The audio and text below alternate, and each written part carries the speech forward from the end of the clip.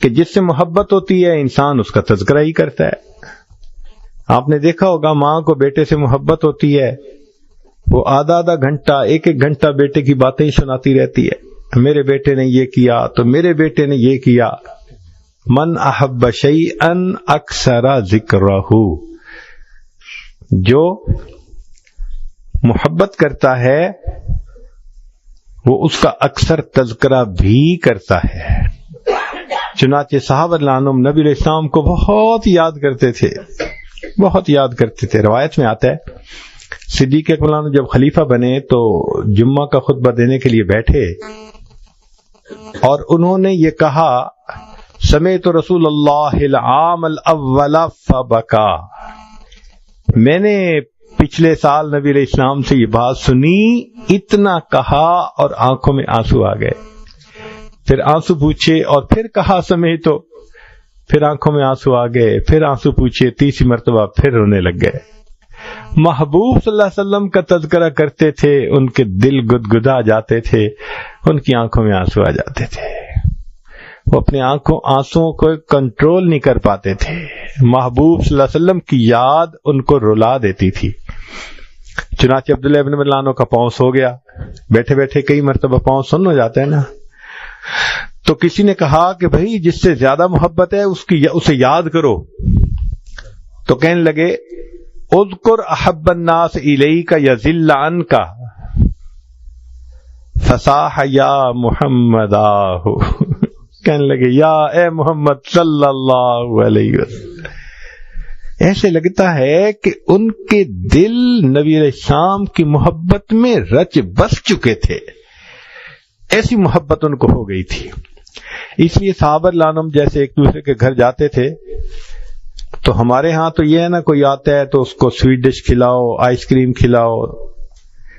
صحابہ کے نزدیک سویٹ ڈش پتہ کیا ہوتی تھی کہ جب کوئی مہمان آتا تھا تو اس کو بٹھاتے تھے اور کہتے تھے آؤ میں تمہیں نبی علیہ السلام کی باتیں سناتا ہوں. محبوب صلی اللہ علیہ وسلم کی باتیں سنانا ان کے نزدیک سویٹ ڈش سے بھی زیادہ لذیذ چیز ہوا کرتی تھی. گھنٹوں بیٹھ کے محبوب صلی اللہ علیہ وسلم کے تذکرے کرتے تھے.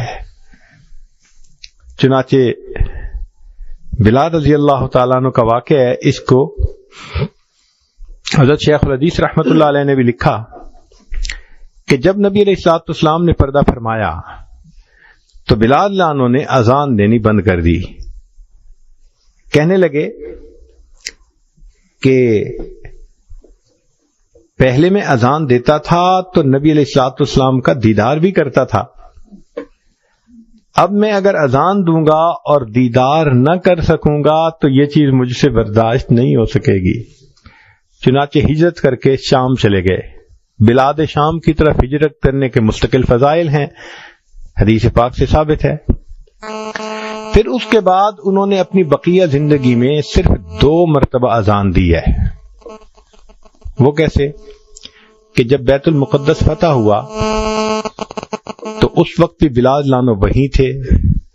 تو عمر لانو نے فرمایا بلال، نبی علیہ السلام کے زمانے میں تم ہمیں اللہ اکبر اذان کی آواز سناتے تھے، آج اللہ نے بیت المقدس کو فتح کروا دیا تو میرا جی چاہتا ہے قبلہ اول میں بھی میں تمہاری اذان سنوں. اب امیر المومنین کا حکم ایسا تھا کہ انکار کی گنجائش نہ تھی، تو بلال لانو نے اذان دی. پھر اس کے بعد دوسرا موقع حضرت شیخ الحدیث رحمۃ اللہ علیہ نے اس کو لکھا کہ بلال لانو رات کو سوئے ہوئے ہیں، نبی علیہ الصلوۃ والسلام کی دیدار نصیب ہوا. تو نبی علیہ السلام نے فرمایا بلال کتنی سرد مہری ہے کہ اتنا عرصہ گزر گیا تم ہمارے پاس آتے ہی نہیں. جہاں محبت ہوتی ہے وہاں محبت کے شکوے بھی ہوتے ہیں کہ بلال کتنی سرد مہری ہے، اتنا عرصہ ہو گیا تم ہمارے پاس نہیں آئے. آنکھ کھل گئی. بیوی کو کہا کہ ابھی تیاری کرو، میں نے ابھی رات میں ہی سفر کرنا ہے، صبح ہونے کا انتظار نہیں کرنا. بیوی نے گٹھڑی باندھ دی، وہ سوار ہو کے چل پڑے. مدینہ طیبہ پہنچے. مدینہ طیبہ پہنچ کے مسجد نبی میں حاضر ہوئے. نبی علیہ الصلوۃ والسلام کی خدمت میں انہوں نے سلام پیش کیا تو اتنے میں نماز کا وقت ہو گیا. اب جو صحابہ مسجد میں موجود تھے انہوں نے بلال لانو سے ریکویسٹ کی کہ آپ اذان دے دیجئے، ذرا ہمیں وہ وقت یاد آ جائے گا۔ فرمان لگے نہیں، میں اذان نہیں دے سکتا۔ اتنے میں دو شہزادے آگے، سیدنا حسن لانو اور سیدنا حسین رضی اللہ تعالیٰ عنہ۔ اب حسنین کریمین نے بھی کہا کہ ہمیں نانا جان کے زمانے کی آواز سنا دیجئے۔ اب دو شہزادوں کی فرمائش ایسی بات تھی کہ انکار کی گنجائش نہ تھی، تو بلال لانو نے اذان دینی شروع کر دی۔ جب انہوں نے کہا نا اللہ اکبر، اور صحابہ کے کانوں میں وہ آواز پڑی جو آواز وہ محبوب صلی اللہ علیہ وسلم کے زمانے میں سنا کرتے تھے، تو نبی علیہ السلام کی یاد نے جوش مارا۔ مرد مسجد میں رونے لگ گئے، آنکھوں میں آنسو ہیں، اور جو قریب کے گھروں میں عورتوں نے آواز سنی تو انہوں نے اپنی چادریں اپنے سروں پہ لیں، پردے کیے، اور اپنے بچوں کو لے کے وہ بھی مسجد نبی کے دروازے پہ آ گئیں کہ یہ آواز کہاں سے آ رہی ہے۔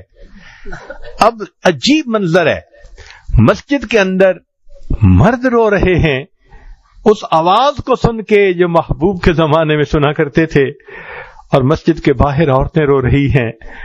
اذان تو ختم ہو گئی، مگر معاملہ اور زیادہ نازک اس وقت بنا جب ایک 3-4 سال کا بچہ اپنی امی سے کہنے لگا، امی اتنے عرصے کے بعد بلال لانو تو واپس آ گئے، بتاؤ نبی علیہ السلام کب واپس آئیں گے؟ بتاؤ کہ نبی علیہ السلام کب واپس آئیں گے؟ تو صحابہ لانو نبی علیہ السلام کو کثرت سے یاد کرتے تھے، اور یہ محبت کی علامت تھی۔ 8ویں علامت کثرت شوق ہی الی لقائہ، کہ جب کسی سے محبت ہوتی ہے تو پھر اس سے ملاقات کی تمنا رہتی ہے ہر وقت۔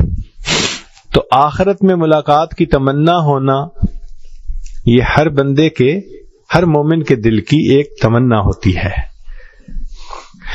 چنانچہ ابو ہریرہ رضی اللہ عنہ فرماتے ہیں،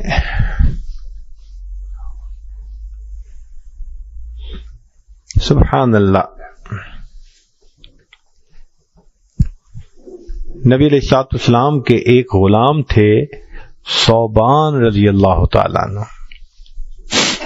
وہ کہتے ہیں کہ میں نے سنا نبی علیہ السلام دعا مانگ رہے تھے، اے اللہ مجھے میرے احبہ سے ملا دینا، میرے چاہنے والوں سے، میرے محبت کرنے والوں سے مجھے جلدی ملا دینا۔ کہتے ہیں میں بڑا حیران ہوا کہ ہم نبی علیہ السلام کے غلام بے دام ہیں، اور ہم تو ہر وقت حاضر باش ہیں، تو محبوب صلی اللہ علیہ وسلم کن کے لیے دعائیں مانگ رہے ہیں کہ اللہ مجھے میرے احبا سے جلدی ملا دینا؟ تو نبی علیہ الصلوۃ والسلام جب دعا سے فارغ ہوئے تو کہتے ہیں کہ میں حاضر ہوا اور میں نے کہا، اے اللہ کے حبیب صلی اللہ علیہ وسلم، ہم تو آپ کی خدمت میں ہر وقت حاضر ہیں، آپ کن کے لیے دعا مانگ رہے تھے؟ نبی علیہ السلام نے فرمایا، ثوبان تم میرے صحابی ہو، تم نے قرآن مجید کو اترتے دیکھا، تم نے میرا دیدار کیا، تم نے فرشتوں کو اترتے دیکھا، اللہ کی مدد کے مناظر کو دیکھا، تمہارا ایمان بڑا قیمتی ہے۔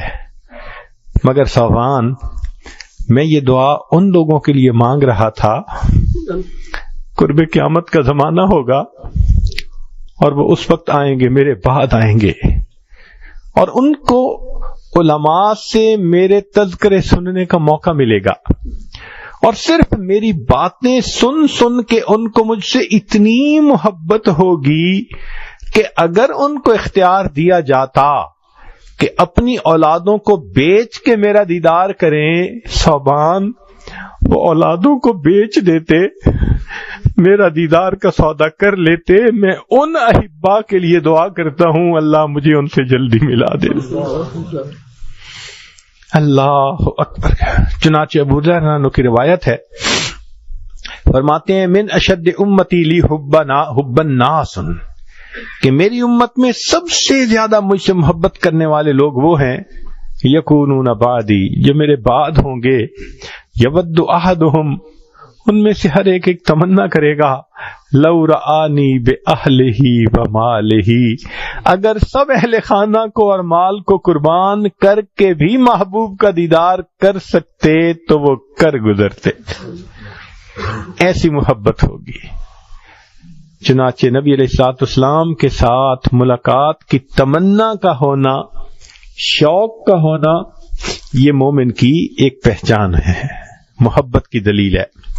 عبدہ رضی اللہ عنہ فرماتی ہیں کہ میرے والد خالد بن میدان رات کو جب بستر پر لیٹتے تو نبی علیہ الصلوۃ والسلام اور صحابہ کو یاد کر کے کہتے، ہم اصلی و فصلی و الیہم یحن قلبی طال شوقی الیہم فعجل رب قبضی الیک۔ وہ میرے اصل ہیں اور میرے فصل ہیں، ان کی ملاقات کے لیے میرا دل تڑپتا ہے، اللہ میری روح کو قبض کر لیجئے، مجھے جلدی ان کے ساتھ ملا دیجئے۔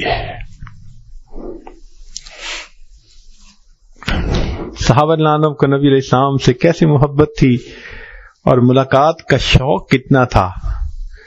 عمر عنہ کا وقت ہے، زمانہ خلافت ہے، اور عمر عنہ رات کو مدینہ طیبہ کی گلیوں میں چکر لگا رہے ہیں کہ دیکھوں میں کون کس حال میں ہے۔ ایک مکان کے قریب سے گزرنے لگے تو کچھ آواز آئی، سننے لگے کیا معاملہ ہے۔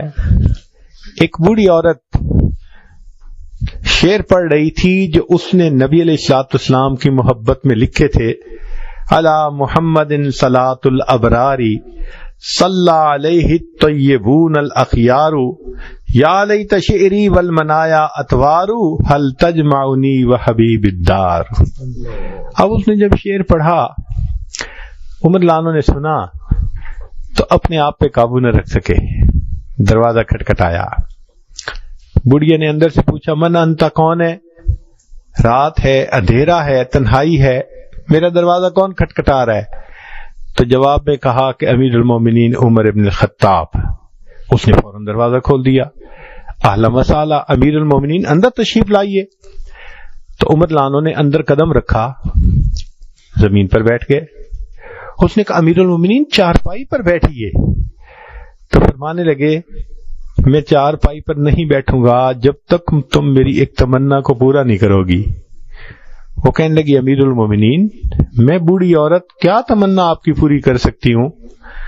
تو عمر عنہ نے فرمایا کہ ابھی آپ نے جو نبی علیہ السلام کی محبت میں لکھے ہوئے اپنے اشعار پڑھے ہیں نا، تو اس میں آپ نے یہ کہا کہ اللہ مجھے اور میرے حبیب صلی اللہ علیہ وسلم کو جنت میں اکٹھا کر دینا۔ تم اپنے شعر میں تھوڑی سی ترمیم کر کے عمر کا نام بھی اس میں شامل کر لو کہ ترجمہ یہ بن جائے، اللہ مجھے اور عمر ابن الخطاب کو جنت میں اپنے محبوب کے ساتھ اکٹھا کر دینا۔ کیا محبت ہوگی ان کو نبی علیہ الصلوۃ والسلام کے ساتھ۔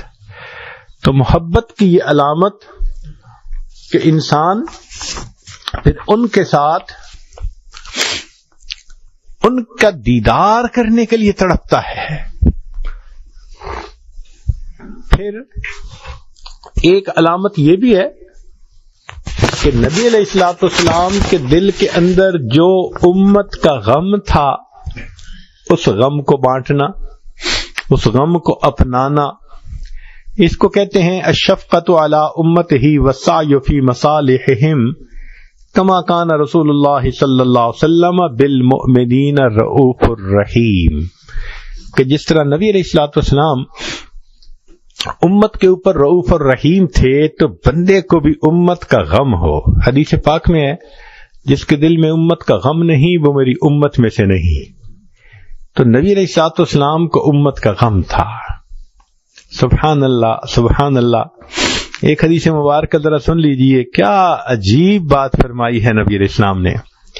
انس ابن مالک الرسول اللہ صلی اللہ علیہ وسلم انہ قال، نبی علیہ السلام نے ارشاد فرمایا، اور یہ حدیث انس عنہ نے بیان کی ہے، روایت کی ہے، کہ نبی علیہ السلام نے فرمایا الا اخبرکم عن اقوام لیسوا بانبیاء ولا شہداء، کہ میں تمہیں کچھ لوگوں کے بارے میں نہ بتاؤں، نہ وہ انبیاء ہوں گے نہ وہ شہداء ہوں گے، یغبط یوم القیامت الانبیاء والشہداء بمنازلہم من اللہ عز وجل، قیامت کے دن جو اللہ ان کو مقام دیں گے اس مقام پر انبیاء اور شہداء بھی رشک کر رہے ہوں گے.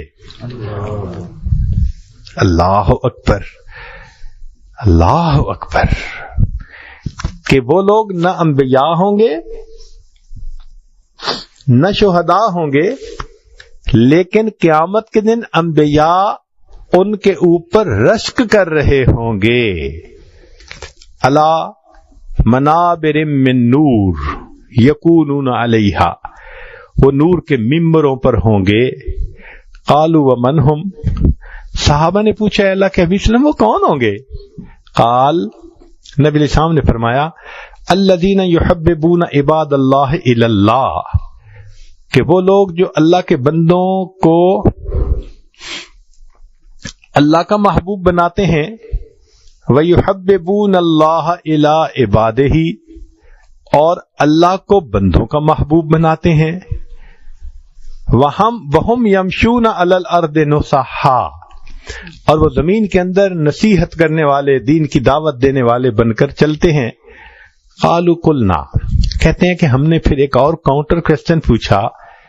یحببون اللہ الی عباد اللہ، اللہ کو بندوں کا محبوب بنانا یہ بات تو سمجھ میں آتی ہے. فکیف یحببون عباد اللہ الی اللہ، بندوں کو اللہ کا محبوب کیسے بناتے ہیں؟ نبی اسلام نے فرمایا یأمرونہم بحب اللہ وینہونہم یعنی اما کرہ اللہ، کہ وہ لوگوں کو اللہ کی محبت کی باتیں کرتے ہیں، جس سے اللہ نے منع کیا اس سے روکتے ہیں. فَإِذَا أَطَاعُوهُمْ، جب وہ اس پر عمل کرتے ہیں، أَحَبَّهُمُ اللَّهُ، اللہ کے محبوب بن جاتے ہیں. تو جو دنیا میں اللہ کے بندوں کے دلوں میں اللہ کی محبت پیدا کرے، اس میں خوشخبری ہے علماء کے لیے، خطباء کے لیے، اور دین کا کام کرنے والے سب لوگوں کے لیے، کہ جو لوگوں کو غفلت سے نکال کے اللہ کی طرف لاتے ہیں، وہ اللہ کو بندوں کا محبوب بناتے ہیں. اللہ کی عظمتیں، اللہ کی رحمت، نعمتیں بیان کر کر کے بندوں کے دل میں اللہ کی محبت پیدا کر دیتے ہیں. اور جب بندوں کے دل میں اللہ کی محبت پیدا کر دیتے ہیں تو بندے اللہ کی اطاعت کرتے ہیں، اور اس اطاعت کی وجہ سے وہ اللہ کے محبوب بن جاتے ہیں. لہٰذا یہ حدیث پاک ان کے لیے ہے جو اللہ کو بندوں کا محبوب بنائیں اور بندوں کو اللہ کا محبوب بنائیں. سبحان اللہ، سبحان اللہ. یہ ہے اصل کام جس کو زندگی میں کرنا چاہیے. اللہ تعالیٰ ان حضرات کو جزائے خیر دے جو دین کے کام کے لیے اپنی زندگیوں کو لگا دیتے ہیں.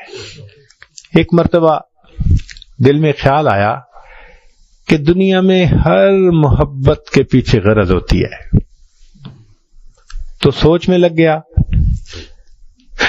سوچا ماں باپ کی محبت، دل نے کہا غرض ہوتی ہے کہ ماں باپ سوچتے ہیں یہ اچھا بنے گا، بڑھاپے کا سہارا ہوگا، اس لیے شفقت کرتے ہیں بچوں پہ، ان کو پڑھاتے ہیں، ان کو سیٹ ہونا دیکھنا چاہتے ہیں کہ ہمارے بڑھاپے میں ہمارا سہارا بنے. اولاد ماں باپ سے محبت کرتی ہے، اس کے پیچھے بھی غرض کیا کہ ہمیں ماں باپ پیسہ خرچ کریں گے، تعلیم دلوائیں گے، تربیت کریں گے، اور ہم دنیا میں سائے کے ساتھ زندگی گزاریں گے. میاں بیوی کی محبت، دل نے کہا اس میں بھی غرض ہوتی ہے. خاوند کو بیوی کی ضرورت ہوتی ہے اور بیوی کو خاوند کی ضرورت ہوتی ہے، تو اس محبت کے پیچھے بھی غرض ہے. دل نے کہا کہ بھائی دنیا کی محبتیں تو چلو غرض کی ہوئیں، دین کی بھی تو محبتیں ہوتی ہیں، تو چلو پیر اور مرید کی محبت، استاد اور شاگرد کی محبت. تو دل نے کہا کہ اس میں بھی غرض ہوتی ہے. بھئی اس میں کیا غرض ہوتی ہے؟ بھئی مرید کے دل میں غرض ہوتی ہے کہ میری تربیت ہو جائے، میں سیکھ لوں ان سے کچھ اچھی باتیں، اور پیر کے دل میں غرض ہوتی ہے کہ اس سے میرا رب مجھ سے راضی ہو جائے. تو غرض تو ہے نا ہر ایک کے دل میں. تو جتنی محبتوں کو دیکھو گے، ہر محبت کے پیچھے آپ کو غرض نظر آئے گی.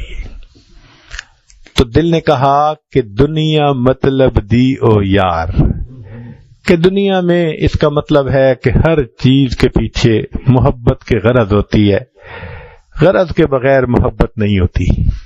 کافی دیر سوچتے رہے، اچانک ذہن میں خیال آیا کہ نہیں، کوئی نہ کوئی محبت تو غرض کے بغیر ہوگی۔ تو جب یہ خیال آیا تو دل کہنے لگا کہ ہاں، ایک محبت ایسی بھی ہے جو غرض کے بغیر۔ پوچھا کون سی؟ اس نے کہا کہ اس محبت کو سمجھنے کے لیے تمہیں 1400 سال پیچھے جانا پڑے گا۔ رات کا وقت ہے، اندھیرا ہے، تنہائی ہے، ایک ہستی سجدے میں ہے، اتنا لمبا سجدہ، امتی رب امتی رب امتی، اتنا لمبا سجدہ کہ عائشہ رضی اللہ عنہا فرماتی ہیں مجھے خیال آنے لگا کہ کہیں میرے آقا صلی اللہ علیہ وسلم کی روح پرواز تو نہیں کر گئی۔ میں نے انگوٹھے کو ہلایا کہ زندگی کے آثار تو نظر آتے ہیں نا، اتنا لمبا سجدہ کیا۔ تو دل نے کہا کہ یہ جو سجدہ کرنے والی ہستی اللہ کے سامنے اتنا لمبا رو رہی ہے، فریاد کر رہی ہے، ان کو تو امت سے کوئی غرض نہیں۔ کیوں کہ ان کو قرآن میں اللہ نے خوشخبریاں دو دے دی تھیں، لِيَغْفِرَ لَكَ اللَّهُ مَا تَقَدَّمَ مِن ذَنبِكَ وَمَا تَأَخَّرَ، اے میرے محبوب صلی اللہ علیہ وسلم آپ کے اگلے اور پچھلے گناہوں کو معاف کر دیا۔ اور دوسری خوشخبری دی تھی فَلَسَوْفَ يُعْطِيكَ رَبُّكَ فَتَرْضَىٰ، تیرا رب تجھے اتنا نوازے گا کہ تو بس بس کرے گا۔ جب اللہ نے اپنی رضا کی خوشخبری دے دی تو اب انہیں امت سے کوئی غرض تو نہیں ہے نا کہ ان کی وجہ سے اللہ راضی ہوں گے۔ اللہ نے تو راضی ہونے کی خوشخبری دے دی، تو اب کیوں رو رہے ہیں؟ تو دل نے کہا کہ امت کے اوپر شفقت کی وجہ سے رو رہے ہیں، جو محبت تھی دل میں، جو کڑھن تھی دل میں، اس کی وجہ سے رو رہے ہیں۔ کوئی ماں باپ اپنی اولاد کے لیے سالوں نہیں روتا، اللہ کے حبیب صلی اللہ علیہ وسلم اپنی امت کے لیے 23 سال روتے رہے، 23 سال روتے رہے۔ اور حدیث پاک میں آتا ہے کہ جب ملک الموت لینے کے لیے آئے تو آ کر عرض کیا، اے اللہ کے حبیب صلی اللہ علیہ وسلم، اللہ نے آپ کو یاد کیا ہے۔ تو نبی علیہ السلام نے فرمایا، ملک الموت ذرا پوچھ کے یہ مجھے بتاؤ کہ میرے بعد میری امت کا کیا ہوگا۔ اللہ تعالیٰ نے جواب دیا، میرے محبوب صلی اللہ علیہ وسلم کو بتا دو، ہے میرے محبوب ہم تمہارے بعد تمہاری امت کو تنہا نہیں چھوڑیں گے۔ نبی علیہ السلام نے فرمایا، ملک الموت میں اللہ سے ملاقات کے لیے حاضر ہوں۔ تو جس کے دل میں نبی علیہ السلام کی محبت ہوتی ہے، پھر اس کے دل میں امت کے اوپر شفقت ہوتی ہے، اس کو امت کی اصلاح کی فکر ہوتی ہے، ہدایت کی محنت میں بندہ لگا ہوا ہوتا ہے، اس کو چین نہیں آتا، وہ سارا دن اس کام میں گزارتا ہے، اور ایسے لوگوں کی راتیں بھی ان کے دنوں کی مانے دعا کرتی ہے۔ رب انی دعوت قومی لیلا و نہارا، وہ اس کا مصداق بن کے زندگی گزارتے ہیں۔ پھر ایک آخری علامت کہ جس کو نبی علیہ الصلوۃ والسلام سے بہت محبت ہو، کثرت الصلاۃ علیہ السلام، تو وہ نبی علیہ الصلوۃ والسلام کے اوپر کثرت سے درود شریف پڑھتا ہے، یہ محبت کی علامت ہے۔ چنانچہ درود شریف کے بارے میں ذرا کچھ بات کی تفصیل ہو جائے تو اچھا ہے کہ رب کریم نے تو حکم فرما دیا، ان اللہ و ملائکتہ یصلون علی النبی یا ایھا الذین آمنوا صلوا علیہ وسلموا تسلیما۔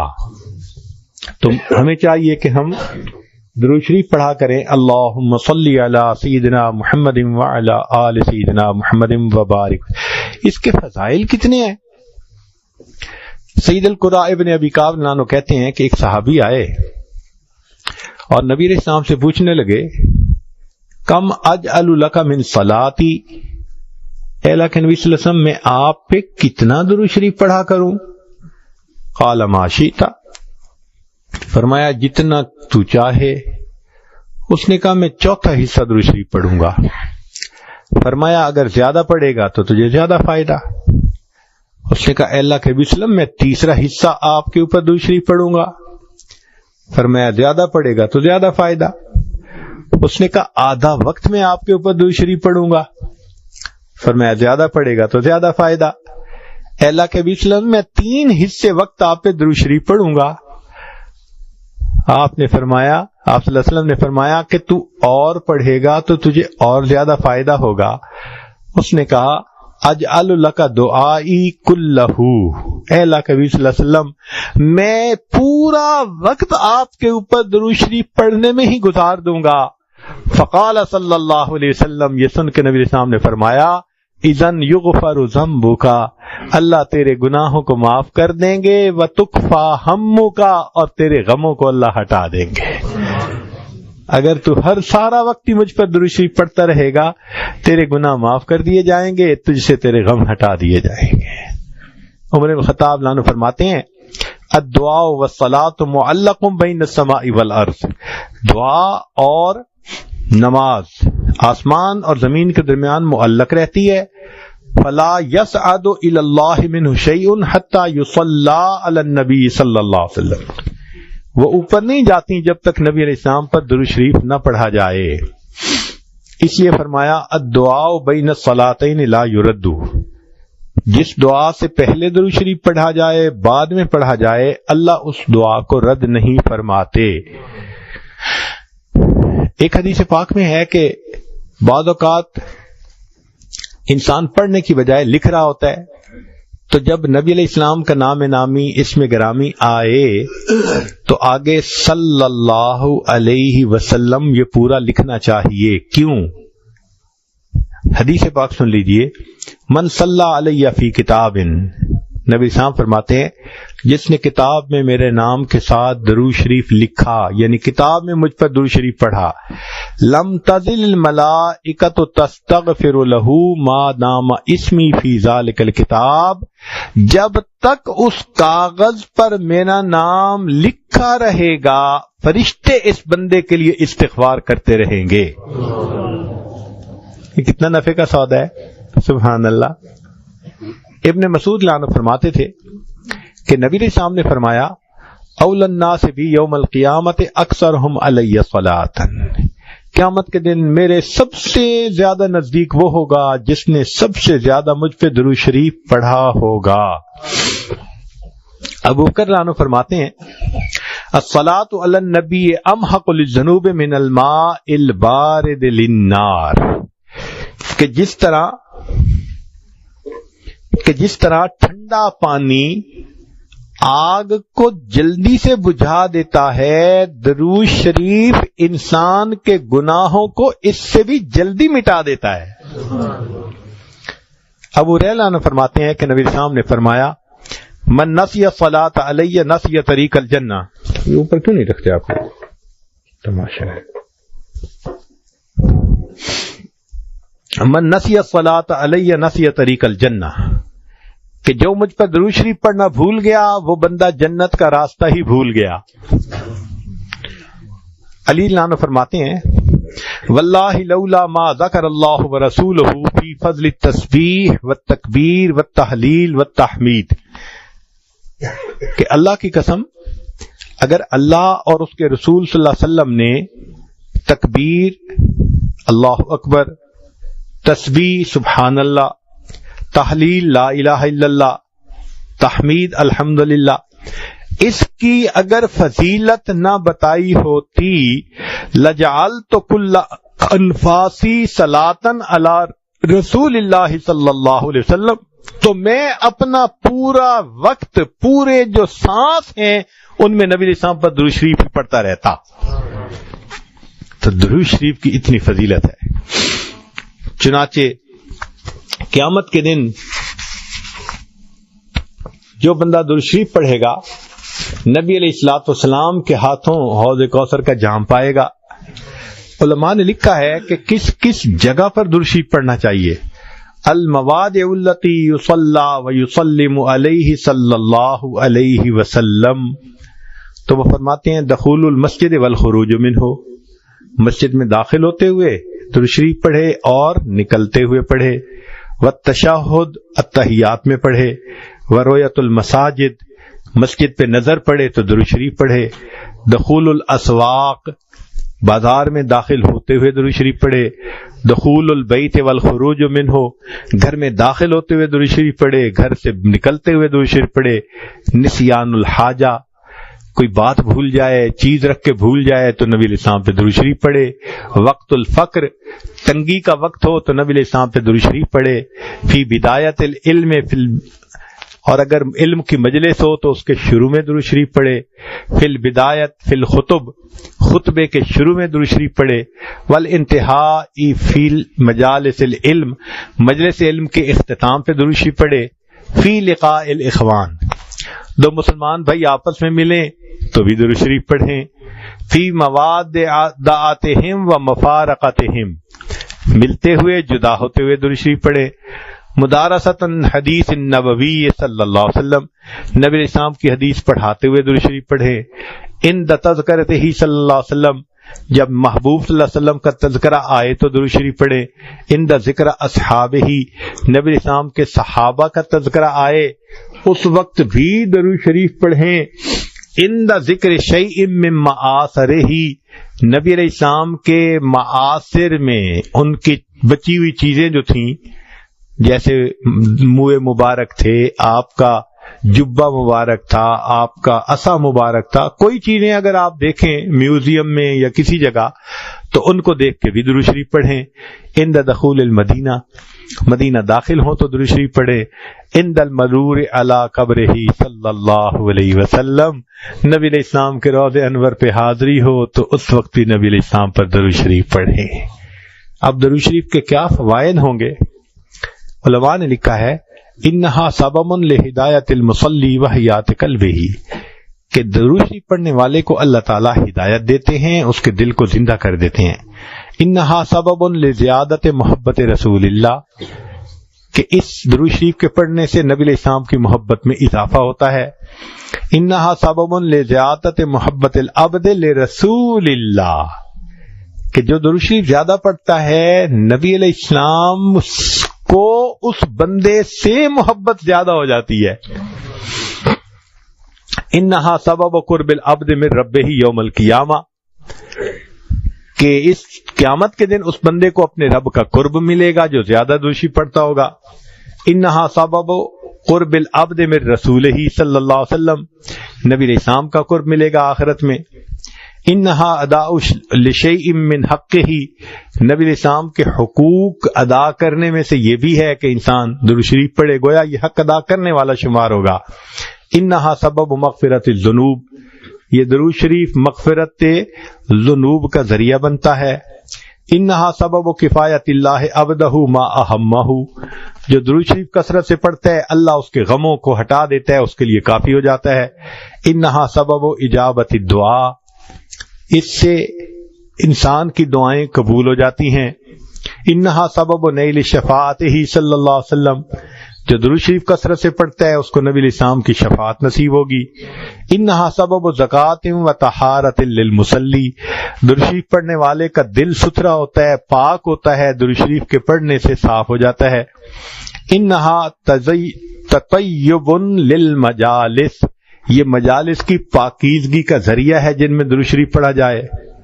انہا تنفی عند العبد صفت البخل، نبی علیہ السلام نے فرمایا جو درود شریف پڑھنے والا ہو وہ کنجوس نہیں ہوتا، وہ بخیل نہیں ہوتا۔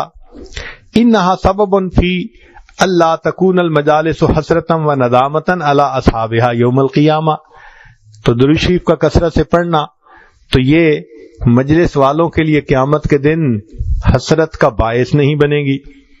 انہا سبب لرد النبی صلی اللہ علیہ وسلم الصلاۃ والسلام علی من یصلی و یسلم علیہ، جو نبی علیہ السلام پر درود بھیجتا ہے اس بندے پر اللہ تعالیٰ 10 رحمتیں نازل فرماتے ہیں۔ تو اس نے نبی علیہ السلام پر درود شریف پڑھا اور اس کے بدلے اللہ نے اس پر رحمتیں فرمائیں۔ انہا سبب لنشر الثناء الحسن عن العبد فی الملأ الاعلی، تو پھر جو درود شریف زیادہ پڑھتا ہے تو اللہ تعالیٰ فرشتوں کی جماعت میں اس بندے کی تعریف فرماتے ہیں۔ انہا سبب للبرکت فی ذات المصلی و عملہ و عمرہ و مصالحہ، کہ جو بندہ درود شریف پڑھتا ہے اللہ اس کی عمر میں، اس کے رزق میں، اس کے مصالحے اور کاموں میں برکت عطا فرما دیتے ہیں۔ پھر انہا سبب لتثبیت قدم العبد علی الصراط والزواد علیہ، درود شریف کا کثرت سے پڑھنا پل صراط کے اوپر سے آسانی سے گزرنے کا ذریعہ بن جاتا ہے۔ اور پھر ایک آخری last but not the least,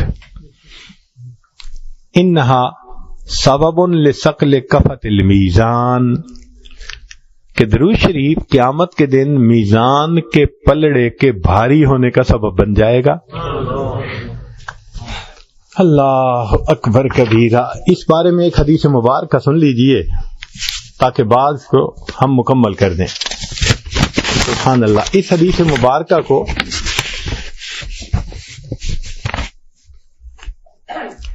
ابن ابی دنیا نے اور نمیری نے فی کتاب الاعلام اس میں نقل فرمایا ہے۔ علامہ جلال الدین سیوطی رحمۃ اللہ علیہ نے التذکرہ میں بھی اس حدیث کو نقل کیا ہے۔ حدیث بہت توجہ سے سننے والی ہے۔ فرماتے ہیں کہ نبی علیہ السلام نے فرمایا ان لآدم علیہ السلام من اللہ عز وجل موقفا فی فسح من العرش علیہ ثوبان اخضران، کہ قیامت کے دن نبی علیہ السلام کے قیامت کے دن آدم علیہ السلام کو اللہ تعالیٰ عرش کے سامنے ایک جگہ عطا فرمائیں گے، علیہ ثوبان اخضران، ان کے اوپر 2 سبز کپڑے ہوں گے، یعنی جیسے نیلے کپڑے کی یونیفارم ہوتی ہے تو اس دن آدم علیہ السلام نے 2 سبز کپڑے اوڑے ہوئے ہوں گے۔ کأنہ نخلۃ صحوق، لمبا قد ہوگا آدم علیہ السلام کا جیسے کھجور کا درخت اونچا ہوتا ہے۔ اتنا لمبا قد کیوں ہوگا؟ ینظر الی من ينطلق بہ من والدہ الی الجنہ، کہ جب مجمع زیادہ ہو نا تو اندر کیا ہو رہا ہے پتہ نہیں چلتا، تو اللہ تعالیٰ آدم علیہ السلام کو اونچا قد دے دیں گے۔ وہ قیامت کے دن سارے انسانوں کے اعمال کیسے تل رہے ہیں اس کو بھی دیکھیں گے، اور پھر جس کو جنت لے جائیں گے یا جس کو جہنم لے جائیں گے اس کو بھی وہ بیٹھے دیکھ رہے ہوں گے۔ فبینما آدم علی ذالک، آدم علیہ السلام اس حال میں ہوں گے، اذ نظر الی رجل من امت محمد صلی اللہ علیہ وسلم، کہ وہ امت محمد صلی اللہ علیہ وسلم کے ایک بندے کو دیکھیں گے، ينطلق به الى النار، کہ اس کو آگ کی طرف فرشتے کھینچ کے جہنم کی طرف لے جا رہے ہوں گے۔ فینادی آدم علیہ السلام یا احمد یا احمد، آدم علیہ السلام پکاریں گے اے احمد صلی اللہ علیہ وسلم، اے احمد۔ تو احمد نبی علیہ الصلوۃ والسلام کا نام نامی اس میں گرامی ہے۔ فیقول علیہ الصلوۃ والسلام، جب نبی علیہ السلام اپنا نام سنیں گے تو فوراً کہیں گے لبیک یا ابا البشر، اے بشر کے باپ، لبیک میں حاضر ہوں۔ فیقول، آدم علیہ السلام کہیں گے ھذا رجل من امتی کا، یہ آپ کی امت کا ایک بندہ ہے، ينطلق به الى النار، جس کو فرشتے کھینچ کے جہنم کی طرف لے جا رہے ہیں۔ قال صلی اللہ علیہ وسلم، نبی علیہ السلام فرماتے ہیں فاشد المئزرہ، میں اپنی تہبند کو کس کے باندھ لوں گا۔ عربوں میں یہ ایک مقولہ تھا کہ جب کسی بڑے اہم کام کے لیے قدم اٹھانا ہوتا تھا نا، کہتے تھے میاں تہبند کس کے باندھ لو۔ مقصد یہ تھا کہ ہمت کے ساتھ، ارادے کے ساتھ قدم اٹھاؤ۔ تو نبی علیہ السلام فرماتے ہیں کہ میں اپنی چادر کو کس کے باندھ لوں گا۔ وَأَسْرَعُ فِي أَثَرِ الْمَلَائِكَةِ، اور میں ملائکہ کے پیچھے ذرا تیزی سے چلوں گا۔ فَأَقُول، اور میں کہوں گا یا رسول ربی قفوا، اے میرے رب کے نمائندو رک جاؤ۔ فیقولون، وہ فرشتے آگے سے کہیں گے نحن الغلاظ الشداد الذین لا نعصی اللہ تعالی ما امرنا ونفعل ما نؤمر، ہم تو غلاظ اور شداد ہیں، ہم تو وہ کرتے ہیں جو اللہ کا ہمیں حکم ہوتا ہے، ہم اللہ کی نافرمانی نہیں کر سکتے۔ اور وہ فرشتے چلتے رہیں گے۔ فَإِذَا آئِسَ النَّبِيُّ صلی اللہ علیہ وسلم، جب نبی علیہ السلام دیکھیں گے کہ یہ تو رک نہیں رہے، دل ٹوٹے گا، مایوسی ہوگی، تو نبی علیہ السلام فرماتے ہیں قابض علی لحیتہ بیدہ الیسری، پھر میں اپنی داڑھی کو اپنے بائیں ہاتھ سے پکڑ لوں گا. یعنی عربوں میں یہ ایک دستور تھا کہ جب کسی کے سامنے عاجزی کرنی ہوتی تھی نا، منانا ہوتا تھا، فریاد کرنی ہوتی تھی، لجاجت کرنی ہوتی تھی، تو وہ اس کے سامنے اپنی داڑھی پہ یوں ہاتھ رکھ کے نا اس کی طرف ایسے بڑی رحم والی نظروں سے دیکھتے تھے کہ پلیز آپ ہمارے اوپر ترس کھا لیجئے. تو نبی علیہ السلام فرماتے ہیں کہ جب فرشتے میری بات پہ نہیں رکیں گے تو میں اپنے بائیں ہاتھ کو اپنی داڑھی پہ رکھوں گا. وَاسْتَقْبَلَ الْعَرْشَ بِوَجْهِهِ، اور نبی علیہ السلام اپنے مبارک چہرے سے عرش کی طرف دیکھیں گے. فَيَقُول، اور نبی علیہ السلام فرمائیں گے یا رب قد وعدتنی اللہ تخزینی فی امتی، اللہ آپ نے میرے ساتھ وعدہ نہیں کیا تھا کہ امت کے معاملے میں میری رسوا نہیں فرمائیں گے. فَيَأْتِ النِّدَاءُ مِنْ قِبَلِ الْعَرْشِ، عرش کے اوپر سے ایک آواز آئے گی، اطیعوا محمدا، اور فرشتوں محمد صلی اللہ علیہ وسلم کی اطاعت کرو. وردوا ھذا العبد الی المقام، اور اس بندے کو دوبارہ میزان کے پاس واپس لے جاؤ جہاں سے کھینچ کے لائے ہو.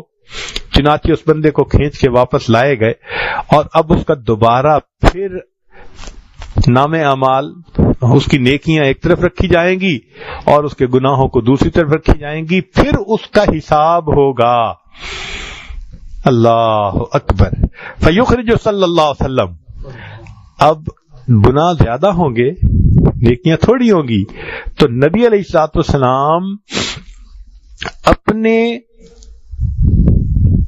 فیخرج صلی اللہ علیہ وسلم بطاقۃ بیضاء کالانملۃ، یہ انگلی کا جو پورا ہوتا ہے نا، اس کے برابر چھوٹا سا کاغذ کا ٹکڑا نبی علیہ السلام اپنے پاس سے نکالیں گے. فیلقیھا فی کفۃ المیزان الیمنی، اور نبی علیہ السلام اس کو نیکیوں کے پلڑے میں ڈال دیں گے. وہو یقول، اور ڈالتے ہوئے نبی علیہ السلام پڑھیں گے بسم اللہ، اللہ کے نام کے ساتھ. فترجح الحسنات السیئات، وہ اتنا بھاری ہو جائے گا کہ نیکیوں کا پلڑا جھک جائے گا، گناہ کا پلڑا ہلکا ہو جائے گا.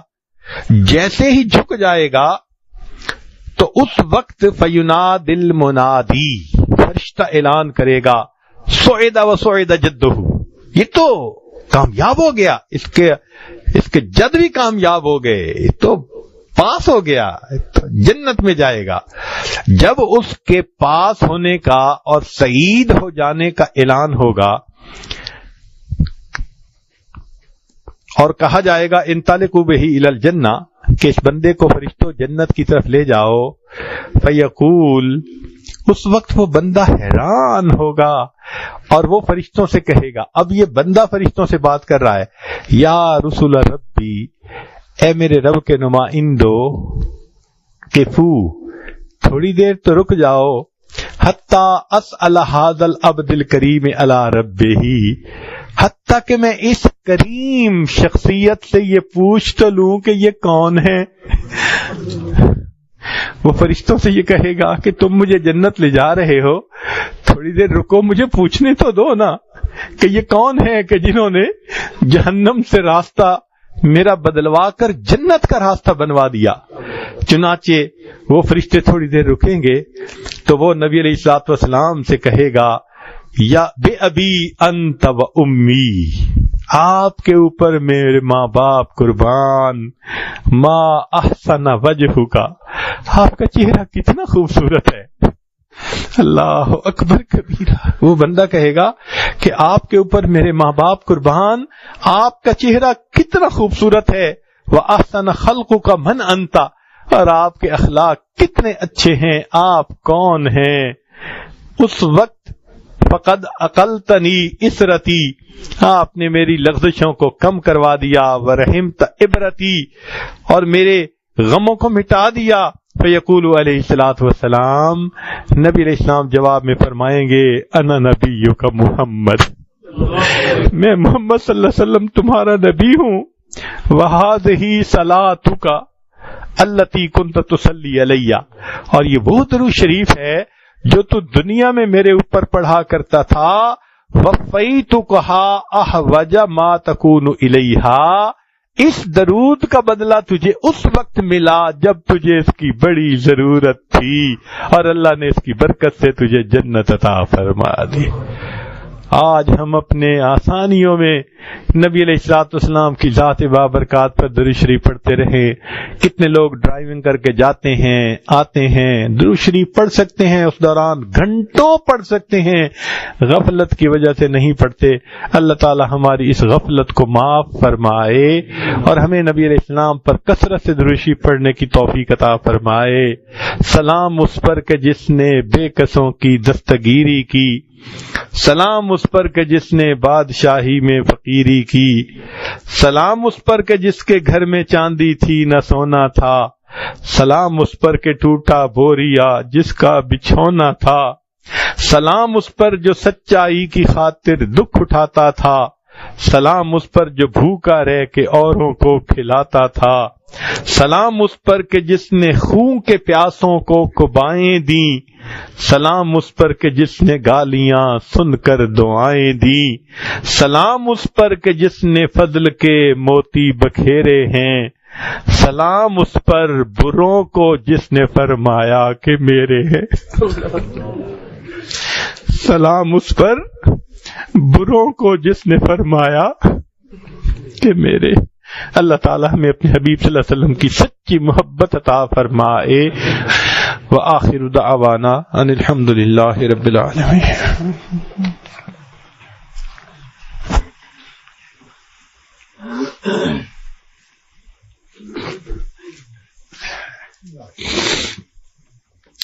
امام صاحب فرما رہے تھے کہ بہت سارے دوست یا بہت ساری مستورات بیعت کی نیت سے آئے ہوئے ہیں، تو دل میں یہ نیت کر لیجئے کہ ہم اس وقت اپنی زندگی کے پچھلے سب گناہوں سے سچی پکی توبہ کر رہے ہیں اور آئینہ نیکوکاری کی زندگی گزارنے کا دل میں ارادہ کر رہے ہیں۔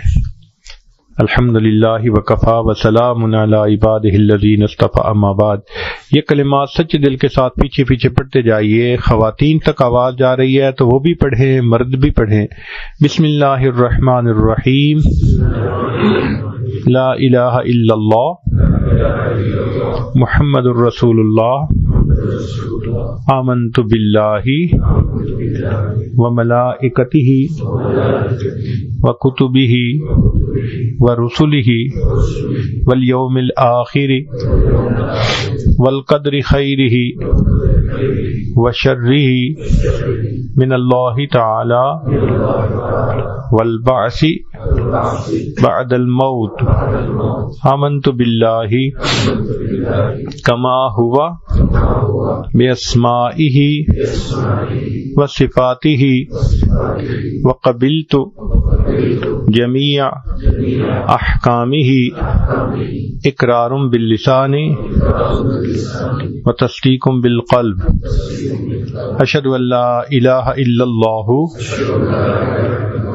واشہد ان محمدا عبدہ ورسولہ، استغفر اللہ ربی من کل ذنب واتوب الیہ برحمتک یا ارحم الراحمین۔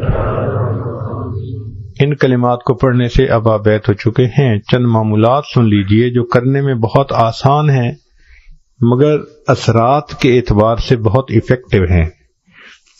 پہلا تو یہ کہ 100 مرتبہ صبح و شام استغفار، استغفر اللہ ربی من کل ذنب واتوب الیہ، اور دوسرا ہے 100 مرتبہ درود شریف صبح اور شام، اللہم صلی علی سیدنا محمد وعلی آل سیدنا محمد وبارک۔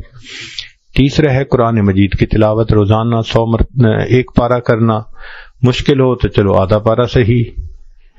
چوتھا ہے چلتے پھرتے ہر وقت دل میں اللہ کا دھیان، اس کو کہتے ہیں دست بکار دل بیار، ہاتھ کام کاج میں مشغول اور دل اللہ تعالیٰ کی یاد میں مشغول۔ اور پانچویں چیز ہے مراقبہ یعنی ذکر قلبی، کہ تھوڑی دیر صبح شام اپنے وقت کو فارغ کر کے ساری دنیا کے خیالات سے ہٹ کٹ کے اللہ تعالیٰ کی طرف متوجہ ہو کر بیٹھ جایا کریں اور یہ سوچا کریں اللہ رب العزت کی رحمت آ رہی ہے، دل میں سما رہی ہے، دل کی ظلمت اور سیاہی دور ہو رہی ہے، اور میرا دل اللہ اللہ اللہ یہ میرا دل کہہ رہا ہے۔ انشاءاللہ چند دن آپ یہ مراقبہ کریں گے تو اس کی برکت آپ دل میں محسوس کریں گے۔ رب کریم ہم پر رحمت فرمائے۔ ابھی دعا سے پہلے چند منٹ کے لیے صرف جہاں جہاں بیٹھے ہیں بس اپنی ظاہر کی آنکھیں بند کر لیں، من کی آنکھیں کھول لیں، کچھ دیر مراقبہ کر لیجیے۔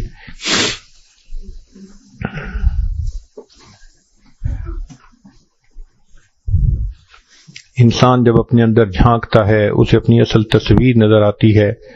اپنے من کے دریچے کو کھولیے، اپنی اصل تصویر کو دیکھیے۔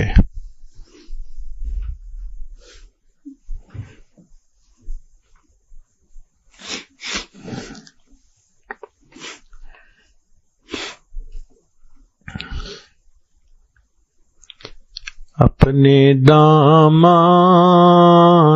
شفاعت میں چھپائے رکھنا،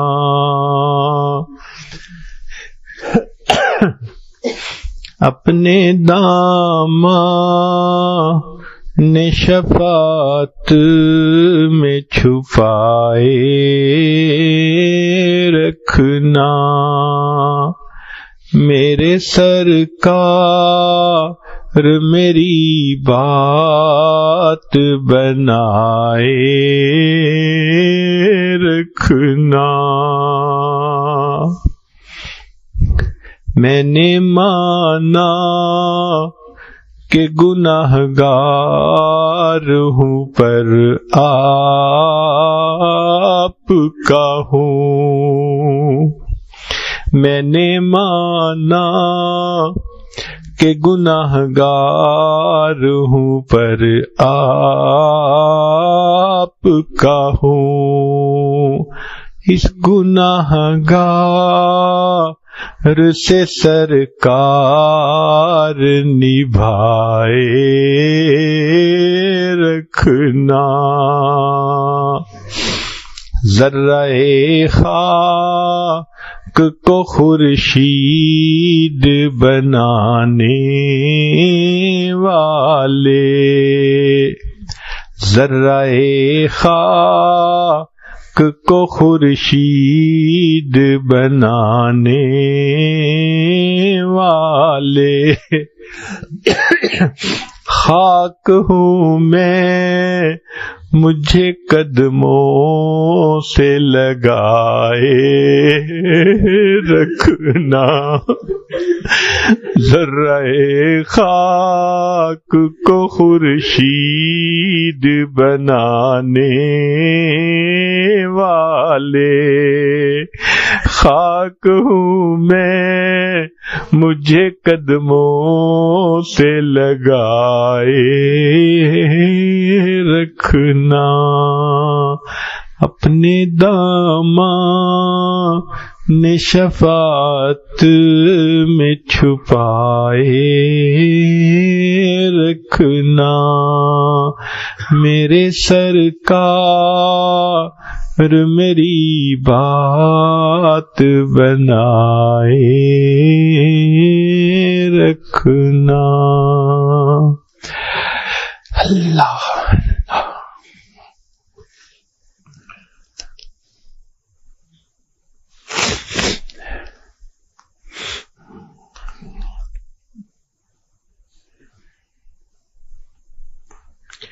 لا الہ الا اللہ محمد، دعا کر لیجئے۔ سبحان ربی العلی الوہاب، اللہم صلی علی سیدنا محمد وعلی آل سیدنا محمد وبارک وسلم۔ کریم آقا، ہم آپ کے عاجز مسکین بندے ہیں، ہمارے گناہوں کو معاف فرما، خطاؤں سے درگزر فرما، عیبوں کی پردہ پوشی فرما۔ اللہ ہمیں اپنے حبیب صلی اللہ علیہ وسلم کی ہر سنت پر عمل کی توفیق عطا فرما۔ اللہ ہمارے دلوں میں اپنے حبیب صلی اللہ علیہ وسلم کی سچی پکی محبت عطا فرما۔ اے اللہ قیامت کے دن ان کے ہاتھوں حوض کوثر کا جام عطا فرما اور جنت میں ان کے قدموں میں جگہ نصیب فرما۔ اے کریم آقا ہماری ان دعاؤں کو اپنی رحمت سے قبول فرما۔ ہمارے والدین عزیز اقارب مشائخ فوت ہو چکے ان کی مغفرت فرما، جن کی آپ نے مغفرت کر دی قرب کے اعلیٰ درجات عطا فرما۔ امت مسلمہ اللہ پریشان ہے، امت کی اللہ سب پریشانیوں کو دور فرما۔ ہمارے تینوں حرم کی حفاظت فرما، مدارس عربیہ کی حفاظت فرما، دعوت و تبلیغ کے کام کی حفاظت فرما، جہاں اللہ ہوتی ہے ان خانقاہوں کی حفاظت فرما، اقامت دین کی کوششوں کی حفاظت فرما۔ جو احباب دور قریب سے آئے، دل میں جو نیک